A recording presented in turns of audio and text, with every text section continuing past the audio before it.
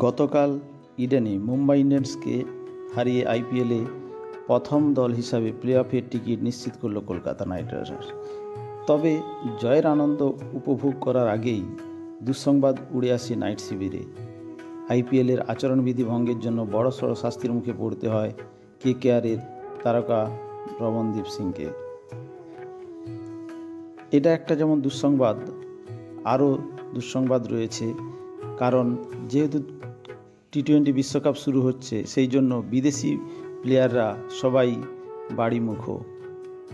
এর ফলে অনেক দলই সমস্যায় পড়ছে। সেরকম কেকেআরের বেশ কিছু ব্যাটসম্যান হয়তো অনিশ্চিত হয়ে পড়বে। সেটাও একটা কেকেআরের জন্য চিন্তার বিষয়। তাই সেই খবরের সাথে সাথে গতকাল ম্যাচে রমনদীপের শাস্তি সম্পর্কে একটু আলোচনা করা যাক। বিসিসিআইয়ের তরফে বিজ্ঞপ্তি জারি করে রমনদীপের শাস্তির কথা জানিয়ে দেওয়া হয়। নাইট তারকার বিরুদ্ধে কোড অফ কন্ডাক্টে 2.20 ধারা লঙ্ঘনের অভিযোগ আনা হয়েছে। এই 2.20 ধারায় কি রয়েছে? ইচ্ছাকৃতভাবে স্ট্যাম্পে লাথি মারা, বাউন্ডারি লাইন বা বিজ্ঞাপনের জন্য রাখা ইলেকট্রনিক্স বোর্ডের ক্ষতি করা, সাজঘরের দরজা জানলা আয়না বা অন্যান্য আসবাবপত্রের ক্ষতি করা, এই জাতীয় অপরাধের জন্য শাস্তি বিধান রয়েছে।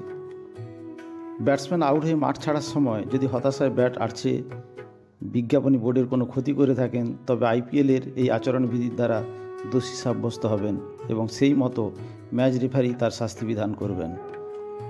চলতি আইপিএলে ইতিমধ্যেই শাস্তি পেতে হয়েছে কেকেআরের হর্ষিত রানাকে।